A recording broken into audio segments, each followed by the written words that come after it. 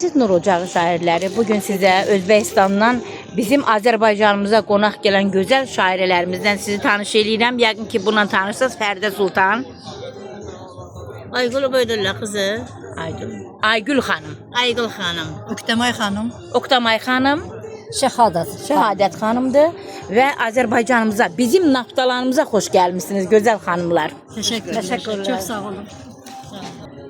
Və mən Tahirə xanımla birlikdə bu xanımlarımızın görüşünə gəlmişəm. Amma əfsuslar olsun ki, geç bildim gəldiklərini və Nur Ocağı Ədəbi Poeziya Birliyi adından Aygül xanım, bizim Goranboy yazarları, Goranboy şairlərin rəhbəri kimi Ələsgər müəllimin də adından sizə xoş gəldiyinizi bildirirəm.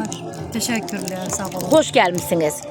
Mən Nur Ocağı Ədəbi Poeziya Birliyinin rəhbəri Sehran xanım, Goranboy yazarları qrupunun rəhbəri Sehran xanım, Ələsgər Əloğlu isə həmin qrupların fəxri sədridir. Tamam. Xoş gəlmisiniz.